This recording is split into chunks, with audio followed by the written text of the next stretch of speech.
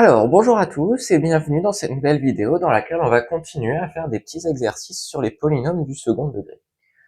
Et dans les vidéos précédentes, on a déjà étudié les variations de certains polynômes, on a trouvé les racines de certains polynômes, et aujourd'hui on va étudier le signe de deux polynômes, donc représentés par les fonctions f et g, donc f de x qui est égal à 3x carré moins 2x moins 1, et g de x qui est égal à moins x carré plus 2x moins 1. Et donc, pour trouver le signe d'un polynôme, j'ai expliqué dans une vidéo précédente qu'il va y avoir deux choses importantes, enfin deux informations importantes à aller chercher. C'est l'information sur l'orientation de la parabole, donc si elle est orientée vers le haut ou vers le bas. Donc ça, on va la trouver avec le signe de A. Et puis la deuxième information importante, ça va être celle sur le discriminant.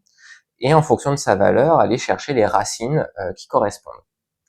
Et avec ces deux informations sur l'orientation de la parabole et l'existence de racines, eh bien, on va pouvoir rapidement déduire le signe du polynôme. Donc là, on va commencer par aller chercher les racines. Donc pour ça, on va commencer par calculer le discriminant delta, donc ici qui est égal à moins 2 au carré, moins 4 fois 3 fois moins 1. Donc au final, c'est égal à 16. Là, ici, ça fait 4 et 12. Donc 16, ce qui est strictement positif. Donc il va y avoir deux racines distinctes qui vont être appelées x1, x2.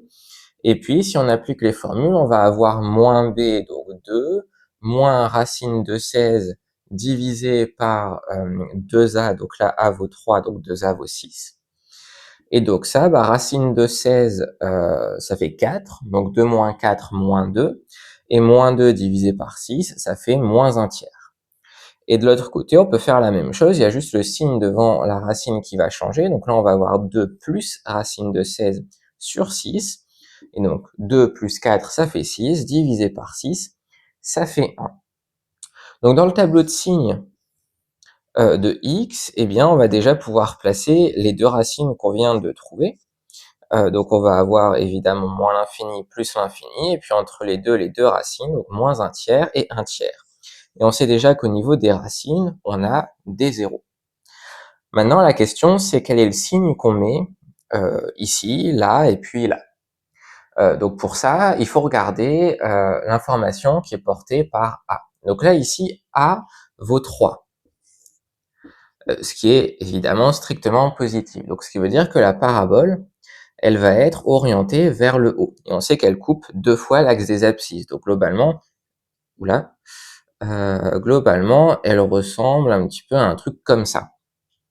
Donc elle est d'abord positive, puis négative, puis positive. Donc c'est plus, moins, plus. Quelquefois, il y a les élèves qui retiennent que le signe de A est en dehors des racines.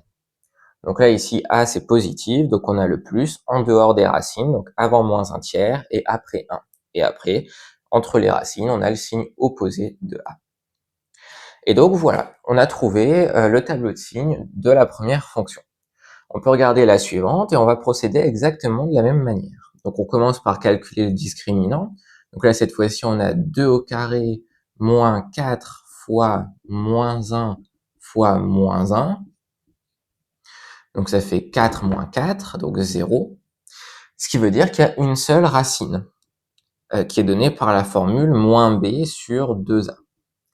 Et donc moins b, c'est moins 2, divisé par 2a, donc divisé par moins 2, ça fait moins 2 sur moins 2, donc ça fait 1. Donc, au final, pareil, si on commence à tracer le tableau de signes de la fonction g, eh bien, on va avoir la racine donc en 1 qui va apparaître. Donc ici, on va avoir un 0, et la question, c'est qu'est-ce qu'on met comme signe, ici et là. Et bien pour ça, c'est la même idée, on regarde l'information portée par A. Et là, cette fois-ci, A, c'est égal à moins 1, ce qui est négatif. Donc ce qui veut dire que la parabole, elle est orientée vers le bas. Et elle touche une fois l'axe des abscisses. Donc elle ressemble à ceci. Donc en fait, elle est toujours négative et elle s'annule à un endroit. Donc, ici, on a moins et moins. Et donc, on a de nouveau trouvé le signe de la fonction g.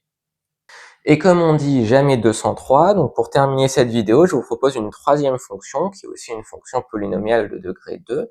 Donc h de x est égal à moins x carré plus x plus 6. Et puis vous pouvez utiliser cette fonction si vous voulez vous entraîner à déterminer le signe d'un polynôme. Et puis vous pouvez mettre en commentaire ce que vous trouvez comme réponse et je vous dirai si elle est correcte ou non. Mais pour cette vidéo, on va s'arrêter là, donc j'espère qu'elle vous aura été utile d'une manière ou d'une autre. Si c'est le cas, vous pouvez laisser un j'aime et puis vous abonner à la chaîne, et je vous dis à bientôt pour une prochaine vidéo.